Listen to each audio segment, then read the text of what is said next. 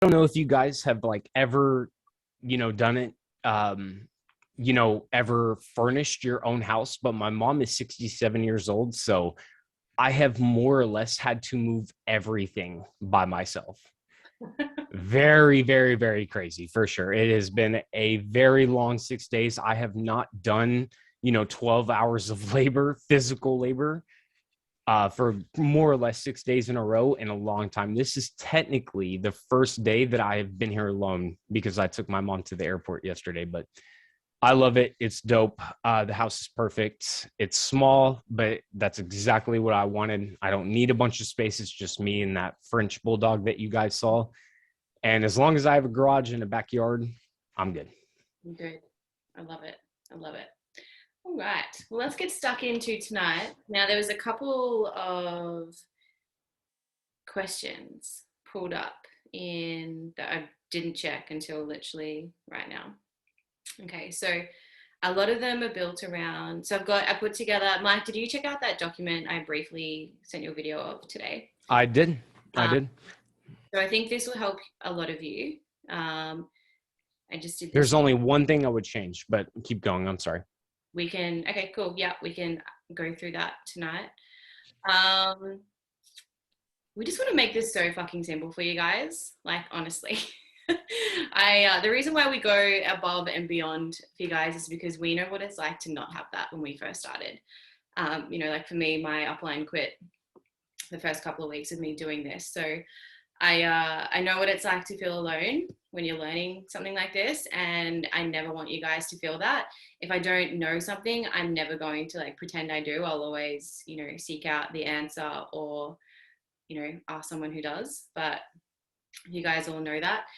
So, the point, there's like a couple of new faces on here, which is pretty cool. So if this is the first one you've been on and you have never seen any recording, we say it every single week that success in trading depends on both developing a knowledge of trading, which is all the know-hows of trading, but also developing the emotional mind that we need to use for trading as well.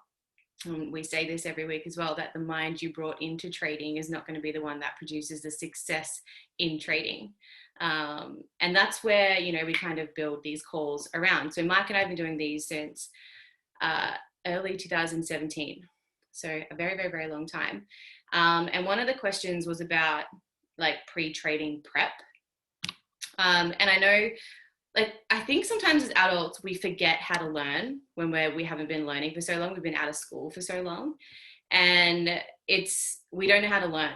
Okay. And because you're also not taught in school, sorry, you're also not taught how to learn. But for me, when it comes to, pre-trading prep, this is done at the start of each trading session. For me, it's a daily practice. Now, for me, the last couple of months, my mind has been fucking scatterbrain. There's been two things that have really helped me kind of anchor myself and get ready for a trading day. And that is definitely mindfulness exercises. And how I do that is just breath work. I'm not a very good meditator. So I know there's a couple of you on here as well that also aren't very good at meditating. Your mind just wanders. Okay.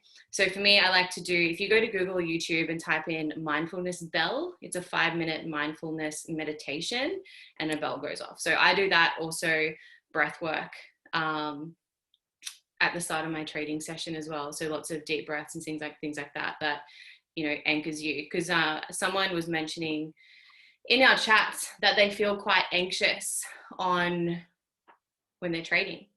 And we got to understand that our body responds to, the same way in terms of like our heart raising, our pulse, picking up pace, our breath, wow, every Tuesday night I can't talk, our breath shortening. I think it's because I've been talking all day. And that our body can't really differentiate the difference between anxiety and excitedness. It's literally the same. It's just the story that you choose to give it.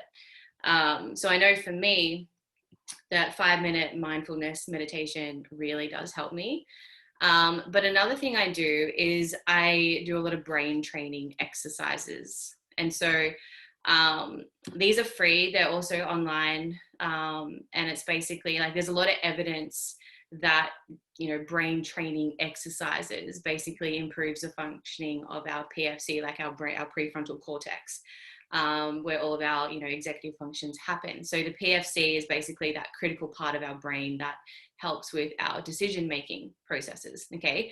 And when we get older, when we're not actively seeking out learning things, it becomes then underdeveloped and underutilized. So if you literally Google brain training exercises or brain training games, so on, like today's one I did was on shark fins.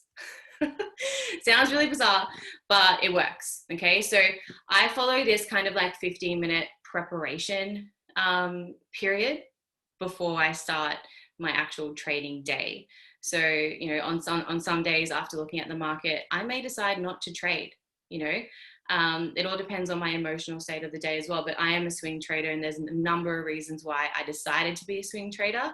Not only lifestyle changes and things like that, but also just Mike and I have the exact same reasons for trading the exact polar opposite time frames. I am a swing trader because I don't want to be on the charts all day, every day. And Mike uses stupidly low time frames for me that cause me anxiety because he also doesn't want to be on the charts all day, every day. So he's in and out. Okay. So it's just a matter of preference. But Mike, what is something that you do as a pre-trading routine? Everybody here got what SJ sent me, that checklist, right? No, they haven't got it. I just sent it to you, but no one. Oh, okay. Well, there's one thing that I personally would do different. And it's not, first of all, it's not to obviously say, SJ or anybody that follows this is stupid or anything. It's preference, just like what SJ was saying. But when you guys do get it, it again is not just specific to what SJ is going to send you guys. It is a much bigger conversation. And one of the most important parts of the pre-trading routine for me is, first of all, my session, the trade house session. I forgot what time it is for y'all. I know it's in the afternoon. 3 p.m. Oh yeah. Okay. So 3 p.m. But that is pre-London, right? And so on camera every single day, me and everybody that's on the session is, of course, looking at the market. So that's number one. But the number two thing is, and this is the thing that is different, even between me and Jenna, and in fact, a lot of different traders, because I'm not going to certainly say that anybody that does things differently than me is wrong or anything, because again, it does come down to preference. Before I even look at a chart, I know what my account balance is, dim or live, it doesn't matter, and how much I'm going for and how much I'm willing to risk. What that really means is that I have translated that into lot size, stop loss, and take profit. If you're not in control of the three things that you literally only have control over, again, what are those? Lot size, stop loss, and take profit. In my opinion, and this is, again, my personal opinion, everything becomes a lot more complicated. Before I even actively start looking at the markets, again, as a pre-trading question, I already know what the lot size is going to be, what the take profit is going to be, and what the stop is going to be in regards to math. Now, SJ, can I share the screen right? Yeah, let me, and I'm not going to go too crazy with this or anything, but I'll just show you visually what I'm talking about. And a lot of people will set, this is gold on the 15-minute, just for example. This is just literally example. If people think that it's going to sell, for whatever reason, it doesn't matter. They will then say, okay, this looks like a sell. What should my lot size be? Or where should the take profit be? Where should the stop loss be? And a lot of that will be identified by structure, meaning anything to the left, what has happened, or technical analysis in general. Again, I am not saying that that is wrong, but it's definitely not what I do because of just the type of person I am. It's, again, I'm not saying that, again, Jenna or anybody that does that is wrong. My stop loss, take profit, and lot size is identified by the account balance, meaning that even if I had let's just say I wanted to see the market sell, right? And I had, let's just say, a 20 pip stop loss and a 50 pip take profit, which would be this green line. If I wasn't aware of what my account balance is, a 20 pip or 15 pip stop loss could, in theory, at least blow the account. Just because you have a stop loss and a take profit does not, by definition, mean anything. If, again, for example, you have a 15 pip stop loss, but your lot size is so big that, again, if it goes against you 10 pips, you could lose, again, for example, 60% of your account, right? There's a difference between structure-based math and then account balance math. For me personally, that is the number one thing. Before I even actively start looking to hit the blue or the red button, I know in regards to the account balance, which I would argue is the most important thing, how much you're willing to risk and how much you're willing to gain on each and every trade.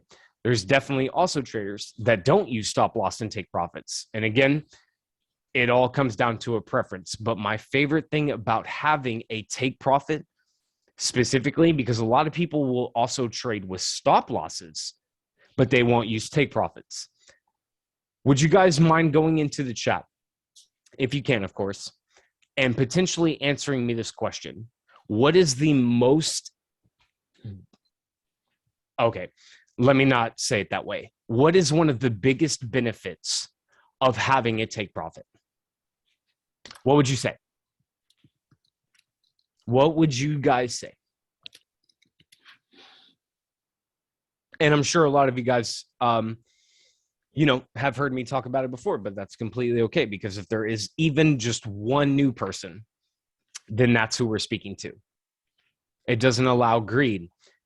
There is, and yes, you secure a percentage, you have a target in mind, and that's true, mitigates greed, secure profits, because all of those things are true.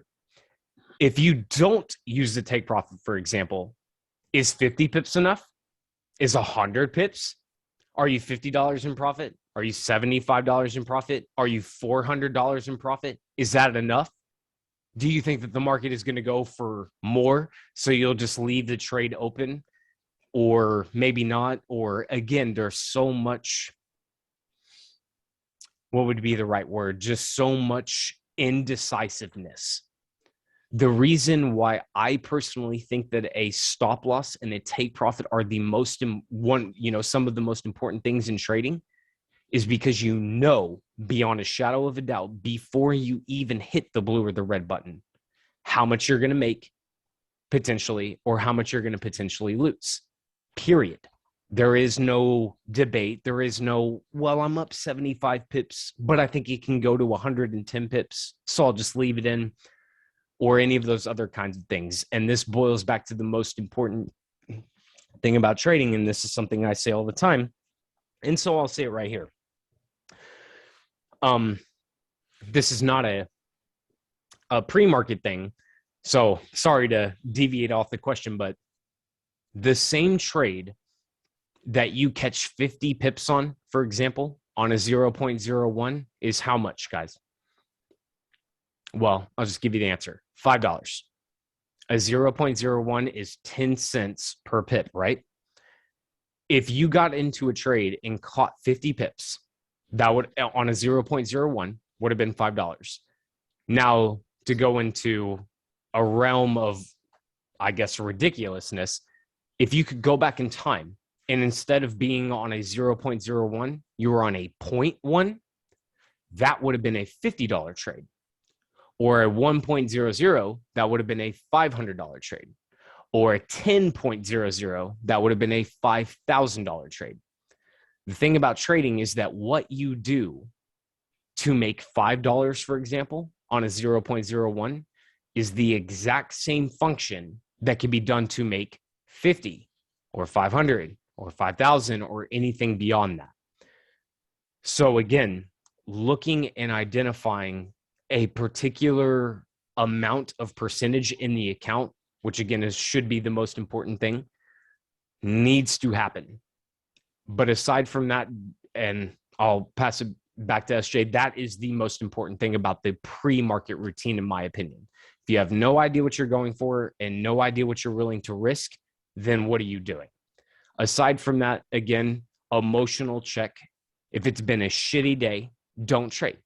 If some crazy things happen, maybe with your family, maybe you got fired. I'm going to extreme examples on purpose, but if something extreme happened today, the markets more than likely will take advantage of that. So an emotional check, an environment check. Again, are you distracted? Is there 100 things going on? Probably not the best time to trade.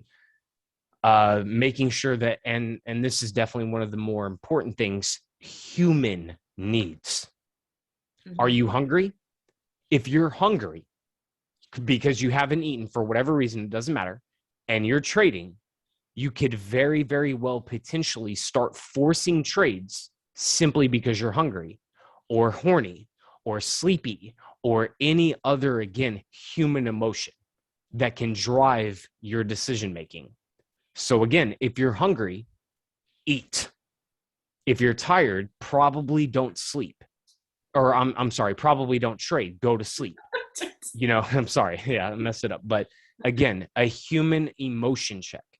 The markets are by definition designed to feed off of the human emotion. So if you allow those things to exist within the realm of your trading, the market is, again, deliberately designed to entice people that will allow emotion like hunger or anger or sadness or horniness or tiredness or any other human emotion to drive decision making that will force trades, that will get you into the market when you shouldn't be, or any of those other things to, again, exploit what is going on because of the human emotions. So an emotional check, an environment check, a risk management check, which is just number management, and I think you'll be good. Sorry, go ahead, SJ. I didn't think about that, so excellent. I'll add that in there. And just to clarify as well, a call ages ago where it was like me, Jen, and Mike, and we were talking about the whole pips, stop loss, lot size, take profit, all that type of stuff. For Mike, you don't use risk to reward though, do you? Just to clarify. Not in the sense of structure. Yeah. Okay. A lot of people, and thank you, SJ, for asking that, because I'll clarify. Yeah. A lot of people will set a take profit based off of where they think the market will go, meaning equal highs or an imbalance or this or this or this or that, whatever reason that has determined that this potentially is where the market will go. That is what I stopped doing. Mm-hmm. I'm not saying that anybody that does that is wrong, because of course, if, the idea of the market actually literally going to that place, you can absolutely make more money. My argument towards that idea is why worry about, let's say, catching 125 pips when you can achieve whatever 125 pips can do in 50. But the challenge with that is that it takes a lot longer. Yeah. And that's the harder thing. I don't care personally what the market potentially can do. There are so many trades that I have gotten into, let's just say on a buy, and my take profit is set at 50 pips above where I got in. The market went flying up to my 50 pips, took profit, got out of the trade, and then the market moved another 100 pips in the direction. So in theory, I could have made 150 pips on that trade, right? But my logic for this is why? What does it matter if I would have caught 150 pips? Yes, absolutely, I would have made more money and caught more pips. But again, why? What's the point of going for 150 pips when, again, I can achieve whatever that can do with a much smaller move. But the thing is that it takes a lot longer. So again, anybody that does do take profits or stop losses structure based, I'm absolutely not going against you. But I will say I used to do that and then I stopped because I don't care how much more the market can move. If I find exactly what I'm looking for percentage wise on my account balance on a daily basis, at let's say, again, just using the example of 50 pips, I could care less if the market moves another 100 pips in my favor. Because what that boils down to me is greed. And again, I could absolutely be wrong with that, because you could absolutely then say, but Mike, if you know that the market is going to continue another 100 pips, why not stay in the market and make even more? You're absolutely right. I don't have an answer. Again, you're absolutely right. My point is what I'm looking for on a daily basis is the same thing over and over and over and over. Because remember, my logic comes from what you do to make $5 is the exact same thing that is done to make 50 or 500 or 5,000 or 50,000, right? So what's the point of going for more? You could say, well, we could put the stop loss right where you put the take profit, and just, however long it goes, more in your favor. You've already locked in the percentage that you were looking for, but you could also potentially make another 100 pips because of what the market was going to do. Again, you're right. Absolutely. There is no debate that you will hear from me other than, why do I care? I don't want to sit there at the markets all day. Yeah. I don't want to go in and adjust and try to maximize as much profit as possible. For me personally, I am not trying to squeeze as much money as I possibly can. Because again, I come back to the same question. What's the point? I personally would rather get into a trade and know if it's going to hit stop loss or take profit as soon as possible. As soon as possible. Because I don't want to babysit. I don't want to stare at the markets. I don't want to do any of those things. I want to either hit ideally, I want to hit my profit percentage, or it's going to hit the stop loss. Either way, it doesn't matter. Move on to the next day. That's just how I do it personally. I'm sorry. But thank you, SJ, for asking that, because I think that needed clarification. Sure. And the reason I wanted to bring that up is this just goes to show like the diversity of trading, like for everyone that I know on this call, and I'll speak and I'll like do it for you guys. So in terms of risk to reward, right? So Mike does that way, that suits him perfectly fine. Most, like if you think Rock, Jenna, Zach, everyone other than Mike. Pretty much me. Yeah. Mike is the anomaly. And that's totally okay, because this comes down to preference. This is why there's no two traders that are the same, right? This is why two people can look at the same chart and see two completely different things. Okay. And so for those who are doing risk to reward, the correct way, I'm going to say the correct way for risk to reward, right? Basically, like the smaller so this is for the risk to reward traders, okay? The smaller your stop loss, the higher your RR is, right? The bigger your lot can be. So if you're risking 1% on a trade with a 20 pip stop loss and a 100 pip TP, that's a 5-to-1 RR, right? Meaning that if you lose 1%, you can win 5%. Now, let's say that, based off your account size, that lot was one standard, okay? If I drop my stop loss to 10 pips and I still had a 100 pip TP, then that's a 10-to-1 RR, meaning I can now risk 2 lots on that trade, and my potential is still either, oh my God, I can't fucking talk, is still either 1% or winning 10%. And, let's go a step further there and say, like, I'm a fucking beast savage in the markets, right? And I've got, which I am. And I've got thanks, Kate. And I've got a 5 pip stop loss, 100 pip TP. That's a 20-to-1 RR, right? there's so many, like there's many things that breaks this down, but I guess the magic side of risk to reward trading, which is why I love smart money, is for the simple fact that you can be a fucking dropkick 60% of the time and make huge amounts of money. And the reason for that is risk to reward, because if you can take 3 trades, right, and you take, if you set your risk to reward of 1 to 3 minimum and then build it around that, this is what Jenna does, okay? And I know a lot of you guys follow Jenna. So the reason we've got a 1 to 3 is because if you were to take a 1 to 2 risk to reward, you lose 2 trades, you win 1, minus 2 plus 2 is 0. Okay, but if you had a better quality trade because you were patient and you waited a little bit longer, and so you had a 1 to 10 risk to reward, you still took 3 trades, you lose 2, you win 1, minus 2 plus 10 is 8. I'm still up 8% of my account. So that is another, it's just preference. Okay, so you guys figure out if you, I'm going to lock the back door. Okay, yes, please lock the back door.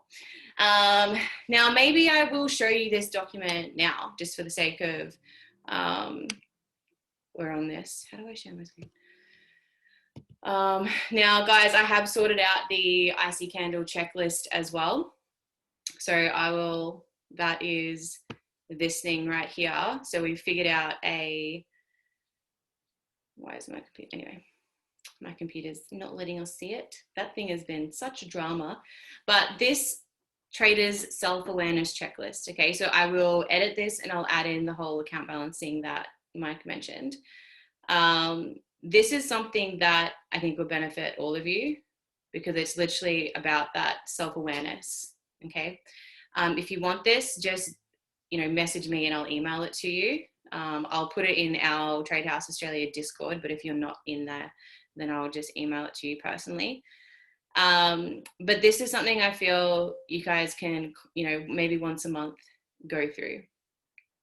Okay, and just see, because this is about the human needs check-in as well, all those good things. So this is the current 6 steps, the 6 self-awareness questions that we've had for the last little while.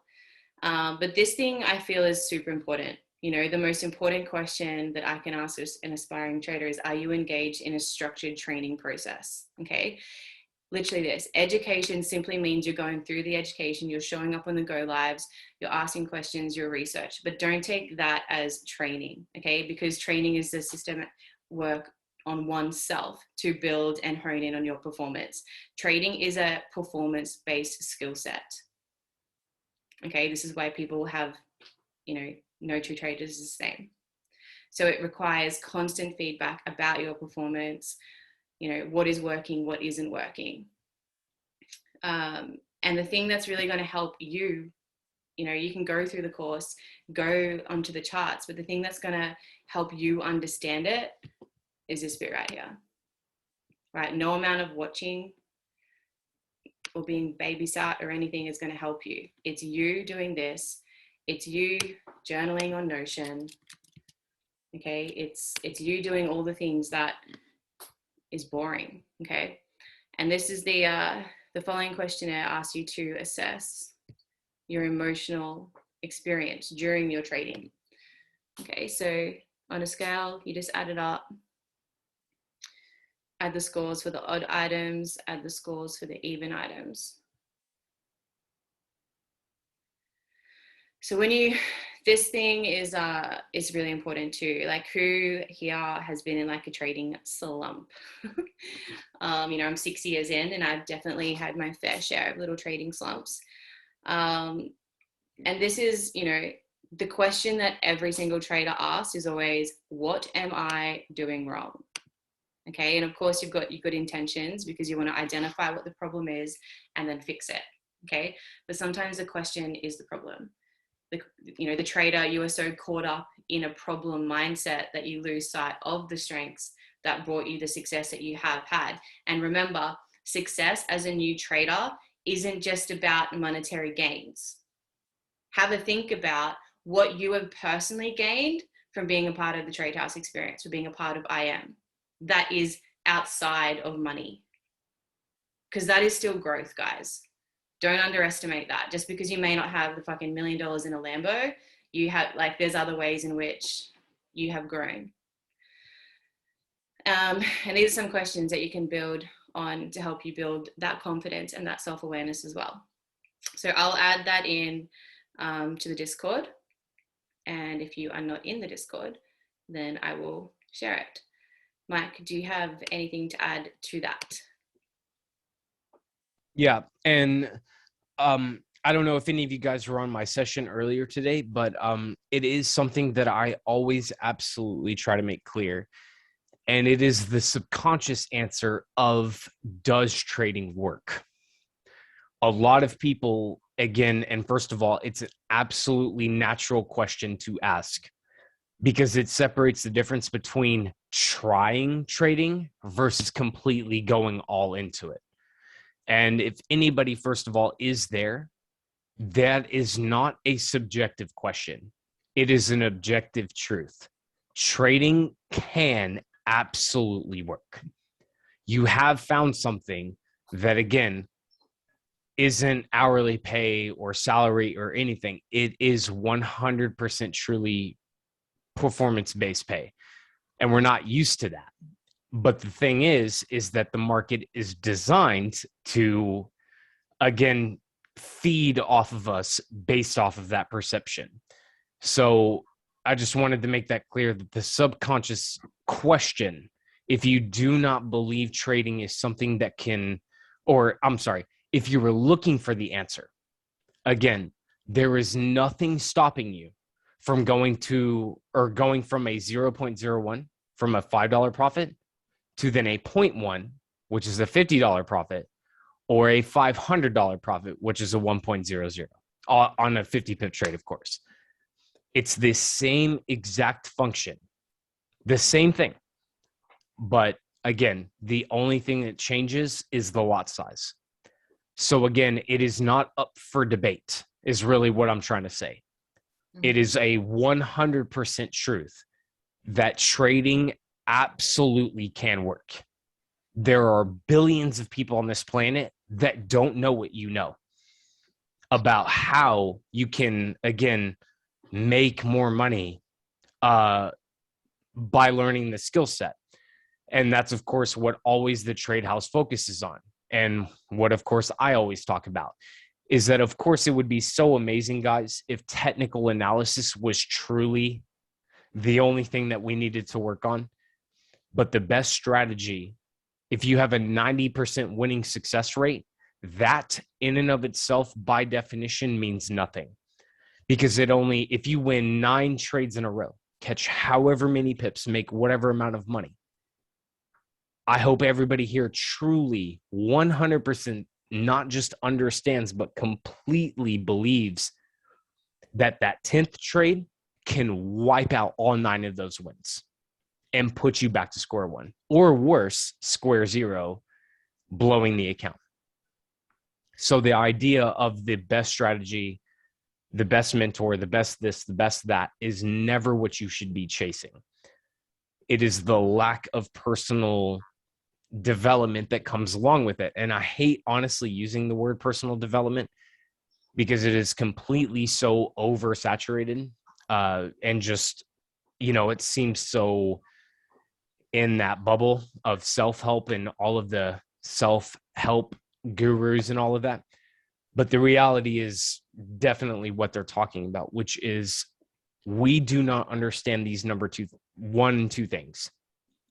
The human race does not understand number management and emotional intelligence. Those are the 2 things that I personally, for doing what I am doing right now, for the last 6 years of my life, interacting with people from all different ages, different continents, different age, different sex, different gender, or, different ethnicity, different everything. From 16-year-olds to 60-year-olds, I personally have interacted with people. And again, the same problem exists. It doesn't matter how old they are, where they are, what they come from, what they believe, none of it. It is the same problem, the same problems. And what those are is number management and emotional intelligence. I'll give you just one example of each real quick, and then I'll hand it back to SJ. Number management. I'm sure a lot of everybody that's here has heard this riddle before, but do not act as yourself. Think about the average person in the world right now, the billions of people that are not here having this conversation. If I put $1 million cash in a briefcase on a table, and then beside that briefcase, I put a penny and said, you can either take the $1 million cash right now or a penny doubled every day for 30 days. How many do you guys think would take the $1 million cash right then and there? I would honestly bet my life on the fact that if not 80, 90%, if not even 95% of people would take the instant gratification of what $1 million could do. But of course, I would assume everybody here knows the riddle, or not. It's not riddle. It's not a riddle. It's number management. If you take a penny doubled every day for 30 days, it's $5 million. But nobody truly knows that. Why? Because compound interest, as Einstein said himself, is the eighth wonder of the world. Nobody understands compounding money. Why? Because compounding money would break money. If everybody was a millionaire, guys, who gives a shit if you're a millionaire? Right? If you don't understand what I'm saying, if I gave you $1 right now, if I mailed you $1 and you're holding it right now, is this going to change your life in any way, shape, or form? No. Not because it's just $1. It's because $1 is abundant. You already have $1. You have $1 in your dirty laundry, in between your couch cushions, in your car, wherever. $1 is already abundant. Everybody has one. The exact same logic would apply to $1 million. You have $1 million in your dirty laundry, in between couch cushions, just sitting in your car, in your wallet, whatever, right? So if I mailed you $1 million, it wouldn't change anything, because again, it's not about the value of $1, one single unit of currency, or $1 million. It's because we have been convinced that $1 million is extremely hard to get to. And that's the problem. So what trading is, again, fundamentally going to come down to is the realization that you can absolutely print money.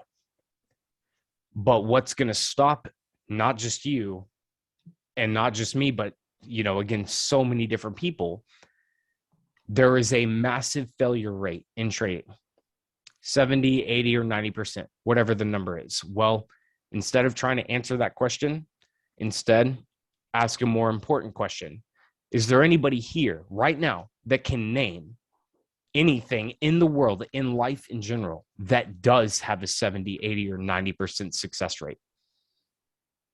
Is there anything that you can honestly think of that when human beings participate in skateboarding or starting a diet or going into professional sports or the Olympics or learning a second language or learning to, again, play an instrument or literally whatever, doesn't have a majority failure rate? How many people, again, make it to the Olympics versus how many wish they did? How many people go to the gym and actually see it through versus how many started going to the gym and then stopped? How many people, again, learn to speak a new language versus how many don't? Do you guys see what I'm saying? There is a massive failure rate in everything.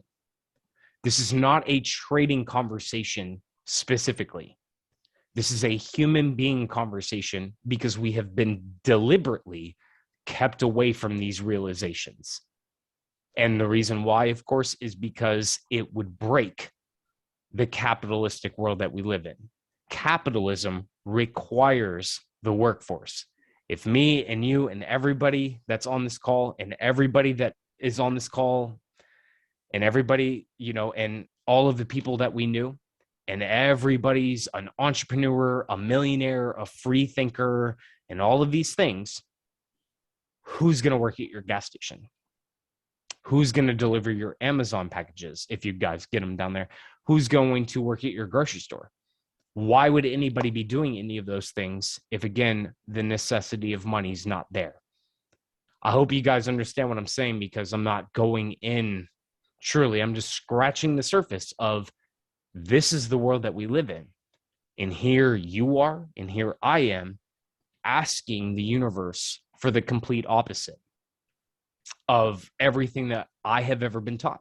If you're anything like me, even though most of you guys are in Australia, did you guys go through first grade, second grade, third grade, fourth grade?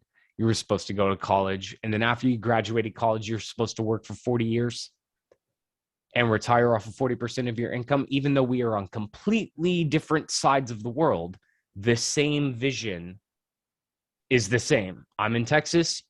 Most people here are in Australia. But again, we have been taught the same thing. That doesn't exist in this day and age. Does anybody know anybody that has worked at a place for 40 years? No.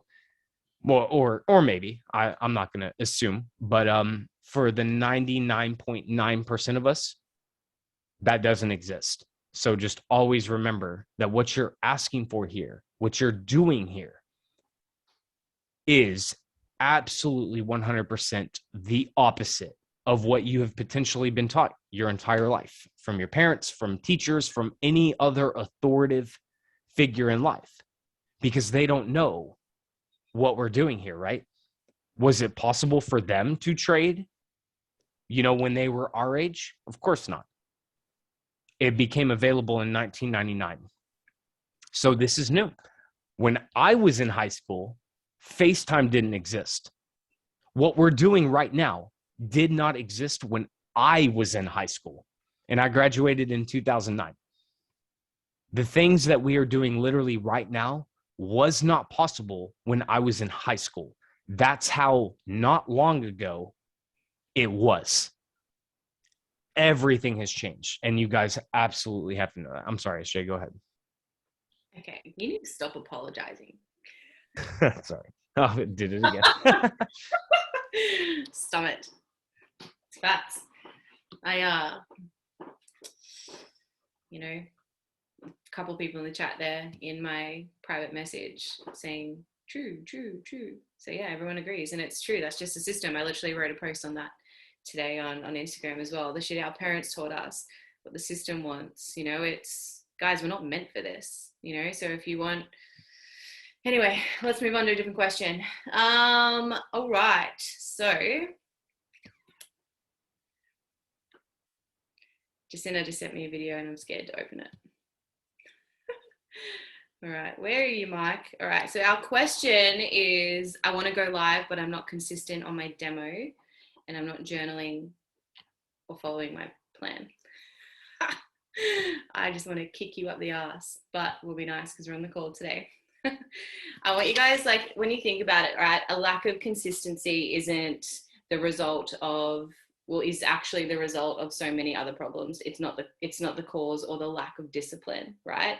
Traders lose discipline with trading for the same reason dieters lose discipline with dieting, right? Or people fall off the fitness bandwagon. Our moods, our needs, our minds, our state of minds, our states in the moment really do tend to overwhelm our longer range of intentions. Okay, so what's that saying where we give up what we want most for what we want now? Okay, Mike, I'll just reread the question to you, and it's, I want to go live, but I'm not consistent on my demo, and I'm not journaling or following my trading plan that well. And I was just saying that a lack of consistency is the result of many problems, but not the cause of a lack of discipline, because traders lose discipline with trading for the same reason that people on a diet would fall off a diet or people would stop going to the gym. And it's basically, the human needs that we have, our moods, needs, state of minds, tend to overwhelm what we want most for what we want now, right? So we pursue short-term pleasures and avoid short-term discomfort at the expense of the longer-term rewards. And I think that the key thing here is, why do traders plan trades but don't trade their plans like their trading plans? Okay, and consider the following. Like we say it all the time: trade what you see, not what you think or want to see. Trade the plan and plan the trade. Don't let emotions interfere with your trading. Don't overthink your trades. Go with your feel for the market. Trust your analysis. We say those 4 things all the times in a myriad of different ways, and they all seem pretty reasonable, but they also kind of contradict one another. Should you shut off your emotions or go with your feel for the market? Should you stick with your plans, your trading plans, and get in and out of the market when you see an unexpected movement develop, right? So you can see that the reason for all of these, contraindications, I suppose would be a good word, is that I think the advice for that pertains to different timeframes of traders. So like Mike, you've got a very short-term trader, scalper, market maker. Would you call yourself a scalper? I don't know. No, intraday. Intraday. Okay. If you're a scalper, or if you're, the market makers, you can't afford to overthink your trades, and I obviously I can't speak on behalf of Mike, knowing he's a shorter term trader than what I am. He can share his experience on that. What's good for Mike is actually noise for me, being on a larger time frame. So I guess the question there is, if you do truly trade a plan, what percentage, write these questions down. I don't know what I'm going to say. What percentage of your exits, so your take profits, or you're getting out of trades, have you out of a trade because either it's hit your take profit or your stop loss, or somewhere in between, and you close the trade out before it hits the take profit because you don't think it's going to go there, or whatever other emotion kicked in, or you close it out before it hits your stop loss. Okay, they're the four main exiting a trade reasons. So if a large, portion of your exits happen because of C and D, meaning that you get out of the trade before a trade hits your TP, or you close it before it hits your take profit, then that right there is a pretty good likelihood that you're managing your trades by feel and not by your plan. Okay, and I do, while there are some occasions in which you can, minimize losses and lock in your gains, if your plan is a solid one, you will tend to take yourself out of trades with small losses that ultimately could have been big winners, and you will tend to cut your winners short of their potential, in my experience. Okay, so notice what I'm saying there. If you're not, just reading the question, if you're wanting to go live, but you're not consistent with your demo, you're not journaling, and you're not following a trading plan, right? Notice what I've just said there. If you're managing your trades, if what am I trying to say? If you are managing your plan trade more often by feel than by plan, then you're managing through behavior, right? And a lack of confidence in your trading plan. Because if the plan is solid, it should be worth following more often than not. Okay, and there could be many reasons why you are doing this. It could just be, plain old scoop of fucking vanilla anxiety. And you could benefit from behavioral techniques, or, relaxation trainings before you get on the charts, or further personal development, right? Or you could just be faulty planning, or you could just be a lazy fucking trader. Sorry if you're new and don't like swearing, I swear a lot. Maybe your position sizing is too large, or your stop loss is too far away from your personal level, or, your account size. It could be that if you're not following things, it could be that you're trying to trade for a longer time frame when your cognitive skills and style of trading actually suit you better for a short-term trader. Jana's a prime example of this. She's a day intraday. She wants to swing trade, right? But she can't handle the emotions of being a swing trader. And for me, the smaller time frames, they fuck me up. They give me anxiety, so I stay away from them. So I think traders rarely have a subconscious desire to sabotage themselves. I don't think whoever, I'm not going to pull you out under the bus. I know you're not doing it on purpose to sabotage yourself. I think we do ourselves in when you don't truly know who you are as a trader, what you're best at as a trader, and therefore that's going to give you the most conviction and confidence in your trading, if that makes sense. But Mike, the question to recap is, I want to go live, but I'm failing to follow my trading plan consistently and journal. It would be, I think I have a pretty easy answer to this, and it's why. Do you feel the pressure to go live? Is it to pay bills? I don't know who obviously asked the question, so it's just, again, a general answer, but the pressure to go live is exactly why the rules aren't being followed. Just like what you said in the question, I'm not following what I'm supposed to be doing. I've heard a million times what I'm supposed to be doing, but when push comes to shove, it's not happening. It's because, at least my first initial guess, is exterior pressure, rent, insurance, or food, stuff like that. And as much as trading can absolutely benefit immediately, you can jump on any chart, hit the blue or the red button, and happen to be right and make money. That's obviously that's not consistent, and it's never going to turn into a lifestyle. And so maybe I have to give you an answer you don't want to hear. Trading is not a replacement for a job. Jobs is what pay bills, like rent and insurance and things like that. Real legitimate traders are not trading because they need to pay rent. Again, that's what jobs are for. And the belief systems that we have been taught, and this comes back to what I've already been talking about tonight, that's what we're taught to do. So it's not, again, like, for whoever's question that is, it's certainly not a shot or anything. It's, again, something that I tried to do. And if you want me to throw my own self under the bus, when I first started to hear about trading, I didn't have a live account yet. I was still, in fact, actually, when I made this decision, I hadn't even started the education. I quit my job and cut off my source of income. Why? Because I had legitimately convinced myself I was going to make $600,000 that next month. You hear how ridiculous that sounds? Like, in hindsight, of course, but the irony is that version of Mike 6 years ago, that is what he legitimately believed. Now, of course, none of that ended up happening, and I made everything a lot more difficult for myself. But my point is that I absolutely had convinced myself that I had found, what everybody was looking for, and that, again, I was going to make six figures the literal next month. So why the hell would I even show up to this job making, I think $13 an hour? And so I quit it and made everything, again, a lot more difficult for myself. So the reason that makes you feel that you need to go live is probably the problem. I don't know, obviously.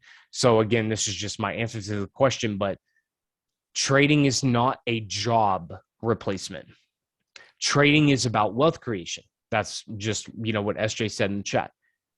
And so again, if you heard what I was talking about, the same trade that you do to make $5 is the exact same trade that is done to make $5,000, for example.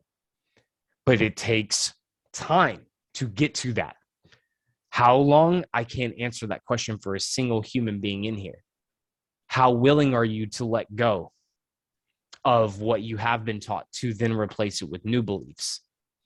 And depending on each and every single individual in here, that, of course, that answer changes based off of who I'm talking to. And again, it's not an answer that I need or that SJ needs. It is a personal question of, are you absolutely ready for the sacrifice of not just, of course, learning how to trade, but again, turning this into a lifestyle. And by turning it into a lifestyle, you have to let go of the beliefs that we have been taught for, 20 years, 25 years. I don't know how old everybody is in here, but again, essentially, what if your entire life is wrong? Do you guys genuinely understand how deep that question really is? Because that's what trading comes down to. It's not about the strategy or the theory or the mentor or any of those other things. And the metaphor I always give for that is an instrument.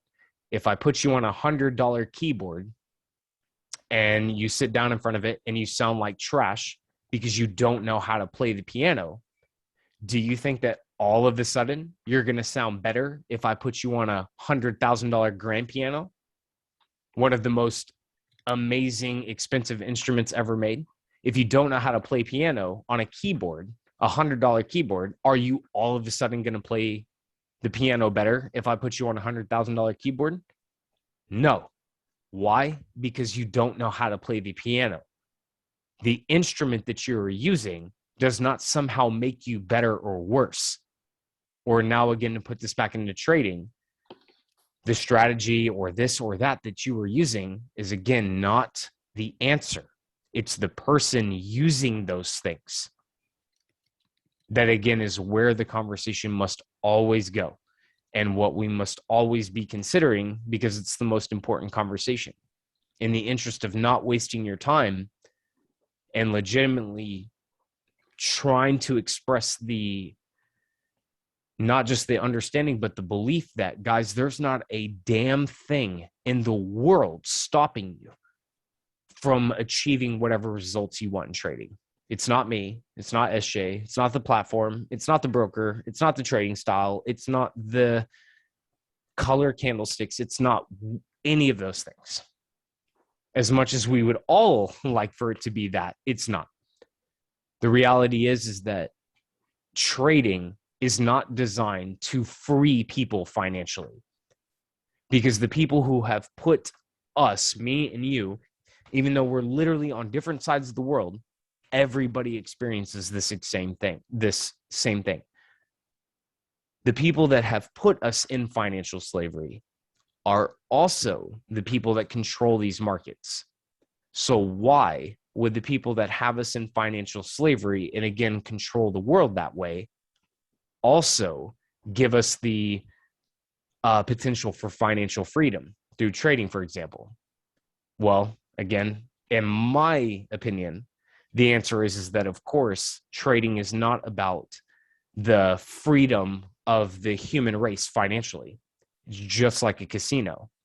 And what is the most popular quote that goes around casinos? The house always wins, right? Do you know why the house must always win?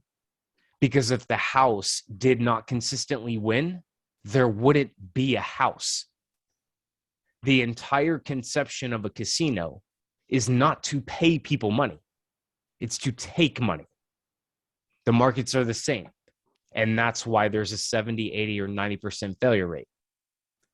The 10% or whatever number it of course is, whatever it is, are the ones that figure out this conversation and stop moving the way that we have been taught and start moving the way that they move, which is, of course, what Trade House and Bounce Back and institutional trading and things like that, that's what all of that boils down to. But the ones that fail to see why it is so important, not just the integrity of learning the strategy, but why that exists. Institutional trading acknowledges retail trading. We are all retail traders by default, on purpose, because that's the way it has to be. So if, again, you want trading to become something different for you, you have to not only, of course, learn this trading, the trading strategy, but way more, 1,000 billion% more important, you have to change who you are if you want different results, period. There is no ands, ifs, or buts about it. If you do the same thing that your parents and grandparents and great-great-great-great-great-great-grandparents have done, and all of your friends' parents, you're going to have the same results. Period. It's not up for debate. My family, guys, after 6 years of doing this, still does not understand what I do. Same. They still have no idea. And you know what? Again, a lot of just like what SJ said, so many people can relate to that. But the thing is that so many people have an issue with that. Like, how do I translate what I do to my family so they can understand and support me? To me, it's a confirmation. It is a wonderful thing because they don't understand what I'm doing. Therefore, I'm moving away from the results that they have. Because if they did understand what I was doing, I would have their results. And as bad as that sounds, no one in my family has ever made above six figures ever. So I'm doing things differently on purpose. And nobody in my family still, after 6 years, still won't. You guys, I can't even tell you how many people have ostracized me. There are so many people in my family that will not talk to me ever, probably ever again for the rest of my life. Why? Envy. And that's crazy. It is truly crazy, but that's how it, honestly, that's what ends up happening. And it sucks, but again, guys, this all just comes back to the same question. What's the price that you're willing to pay to achieve different results in life? Period. How much are you willing to sacrifice? What's comfortable, what everything that you've done, again, potentially your entire life. And if you sacrifice those things and apply new things, by definition, you will achieve a different result. Period. There is no question. So I'm sorry. Stop it. I think I'm introducing this thing where it's about breakthroughs, and I fucking forgot to mention it at the start of the call, and I need to start doing it with you saying sorry. One thing I want to start doing on the calls, guys, I'll just mention it now in case I forget to do it next week.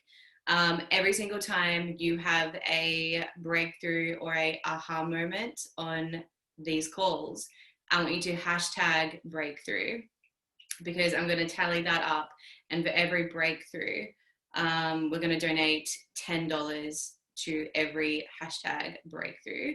Well, that's dope. So I've just hired a VA over in the Philippines, and they've got like women's night school and things like that. So something that matters, guys, because this is what the Trade House is about. So this is what we're going to be implementing from now on. So if you've had breakthroughs, send me broke. Because it's me doing it. I'm not asking anyone to put in. I wouldn't expect that. But I think as a community, this is something that the Trade House is built on. So this is what we want to do. But, so just mental note for next time.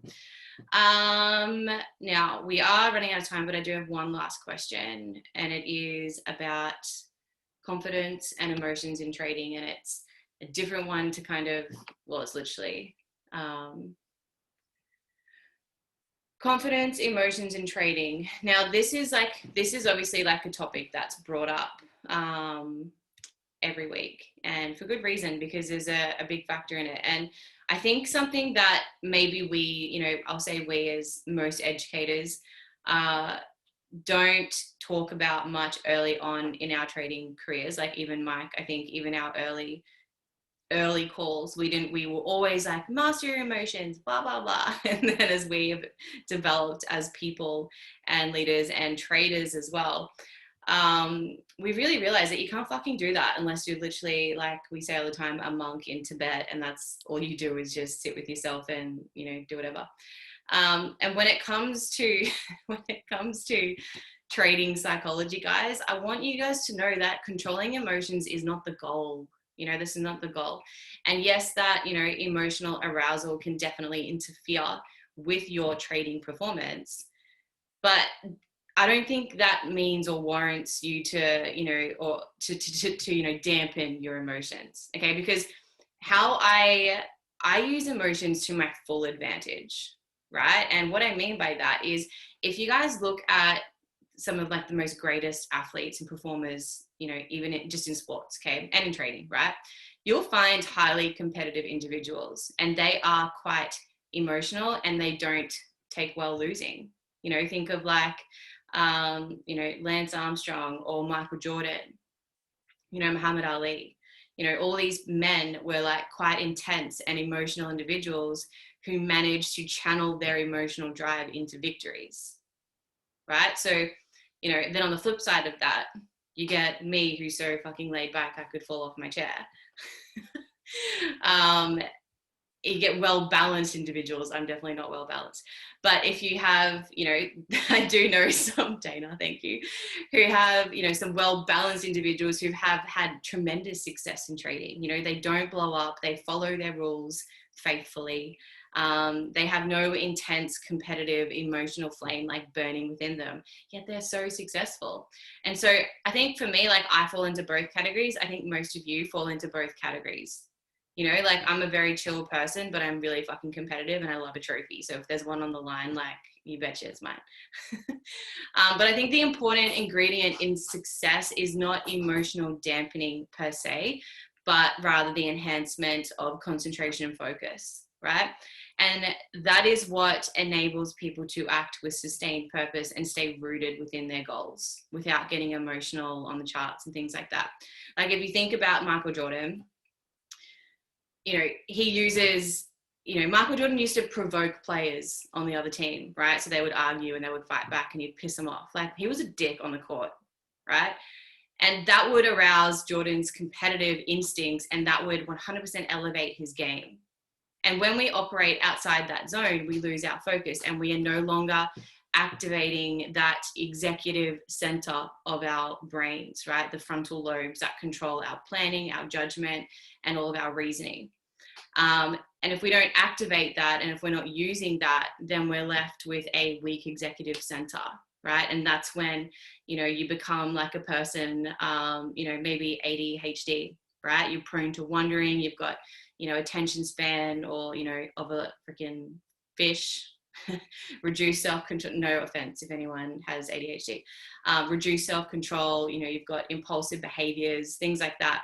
And that makes it look as though like emotion and lack of discipline is causing our trading problems, when in reality, these are the results of the problem, not the causes. Okay, so the goal of trading psychology is ultimately to build consciousness. That is what it is. Not reduce our emotion and to make us like a fucking robot where we no longer react. We're not going to be like, Jacinta's offended, sorry. So we need to build our consciousness, not dampen, squash, eliminate emotion. Emotion is the one thing that makes us a human being, right? So the goal is to create regular access of consciousness to the flow state where we do have, you know, heightened learning, heightened focus. You know, and, you know, talking to a trading coach, talking to me and Mike or whoever, none of that is going to accomplish that for you. Okay, we can only build consciousness by working on consciousness. That is the only way we can build that. And that is why I find, you know, meditation in short bursts, because I cannot focus, journaling, brain training exercises, breath work, you know, self-hypnosis, all of those tools really, really, really valuable. These methods, they don't eliminate emotions, they build your mind.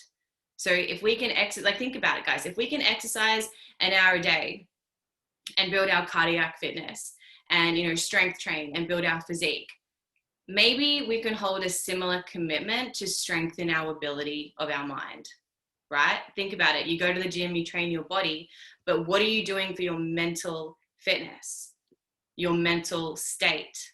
What are you doing for that? So, Mike, the question was just literally about becoming more confident on the charts, dealing with emotions with trading, but not confidence in the sense of, like Amy, if you do want to ask the question, go for it. More so confidence around, you know, which she understands that confidence comes from doing, but I'm talking about, I think the mental fitness side of things is something people lack. After you said it, I literally, this entire time have been thinking about a way to potentially say it better, and I can't. Trading is consciousness building. Emotions are something that you will not beat. We are emotional human beings, guys. We feel rage and anger and happiness and love and hate and all of those other things.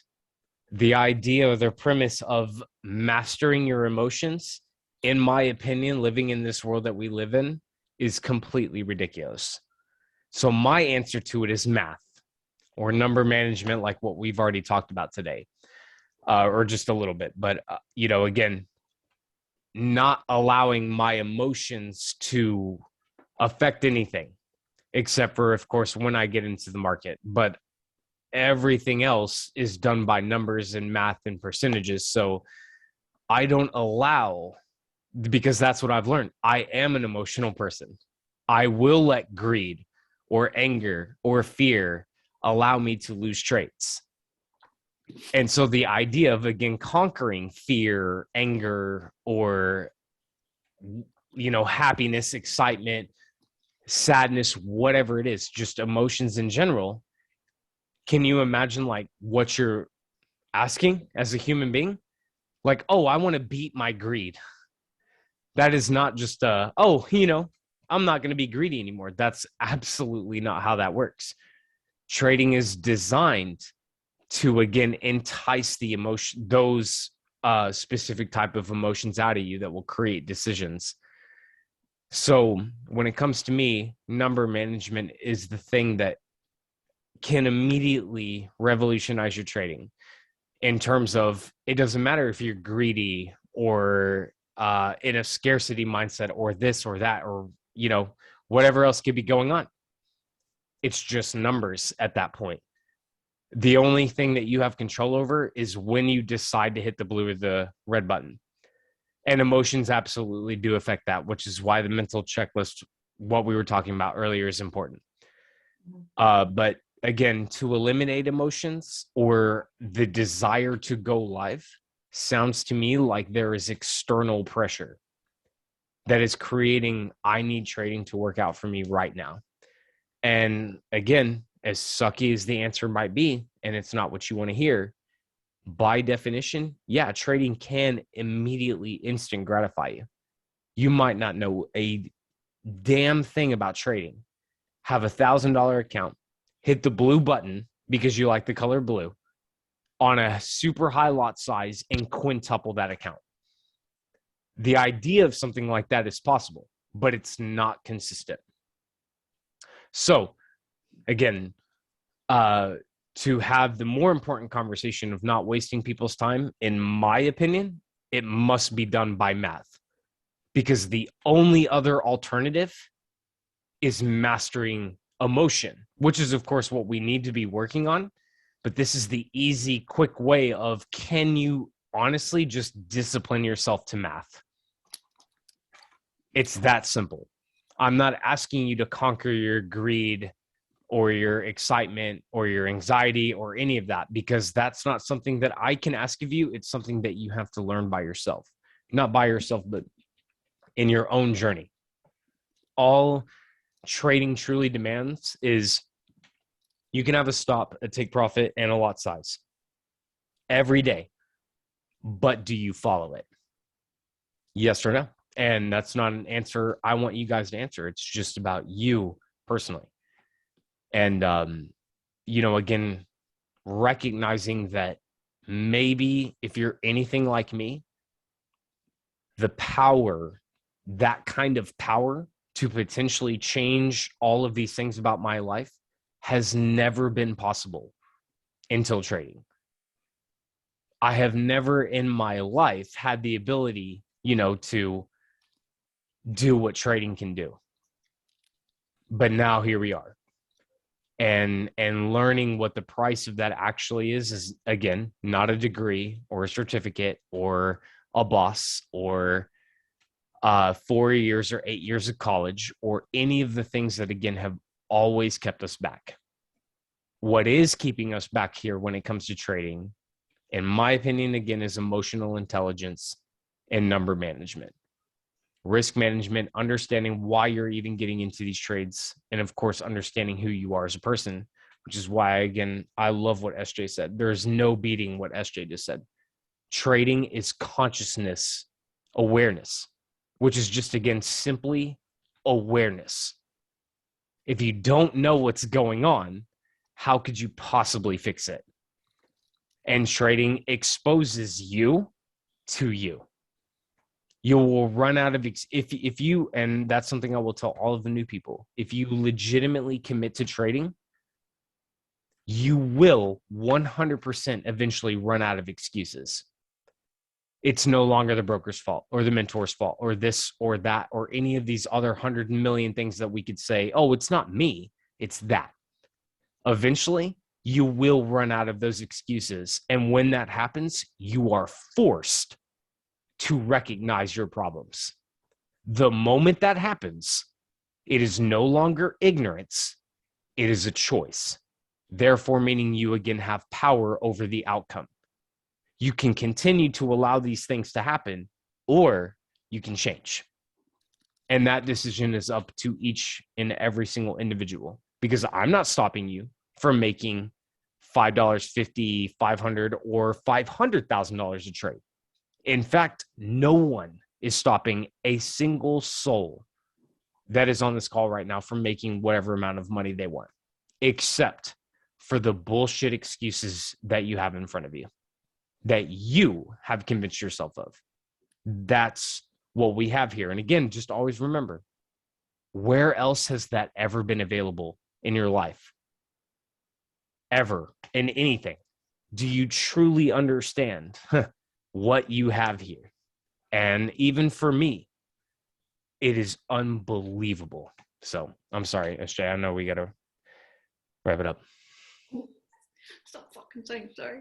All right, yeah. So I'll just go back through the questions.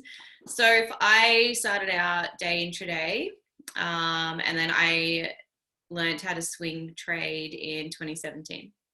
My lifestyle just changed. I had to become a carer for my mum, and I just couldn't be on the charts all the time. So that's why. And there's one other question, breakthrough. Dana, come on, I will be broke. What is one thing trading has, I'm just reading it. What is one thing trading has taught you about life? We'll answer this and we'll wrap it up. This is a fucking great question. I'll go first. And I was thinking about this ages ago about how I, in life trading analogies. And I am like a big firm believer on stop loss for all activities, for like jobs, relationships, personal involvements, whatever. So I'm just so up on stop losses. And I just believe that successful people are successful because they know how to cut their losing experiences and ride winning experiences. So I'm up on stop losses and I'm up on take profits. Mike, what is yours? I mean, I pretty much already answered it. It exposes you to you. And I honestly have never really seen anything else in my life personally, at least, that exposes me to me so much that ultimately, of course, has created the opportunity for so much development of myself personally. So my favorite thing about trading 100% is learning more about myself. 100%. Of course, money and the ability to make money and the lifestyle and blah, blah, blah, blah, blah. All of that is great, but none of that happens without the development of yourself. And that's what eventually trading will do. You will run out of excuses, and then you will be forced to, again, acknowledge things that, even for me, I'll be the first one to raise my hand. I had never acknowledged my entire life until trading made me acknowledge it, and things changed. That's my favorite thing. Yeah, I fucking love that. All right, party people, I appreciate you staying on with us. And Mike, thank you for getting on as usual. Good to see some new faces, and nice to see young Rock on here as well. Oh shit, what's up, Rock? Oh shit, Rock. Rock's going to move to Bali too, and I'm going to move to Bali, and we'll have a trade house Bali. Oh yeah. I'm here for it. If anyone wants to come to Bali. All right, guys, I will upload the recording tomorrow, and if you want that trading checklist, I'll edit it and then send that through. But guys, really loved tonight's call, and so I appreciate you all for being here. If you have any topics, any questions, if you want to speak up, unmute yourself, man, we encourage that. We prefer that. This isn't just the SJ and Mike show. Like, if you want to talk, you want to ask questions, raise that hand of yours and unmute yourself. Appreciate you all. Have a beautiful night, And if you have any questions, hit me up, hit Mike up. Thank you, guys. Appreciate it. Thank you. Bye, guys.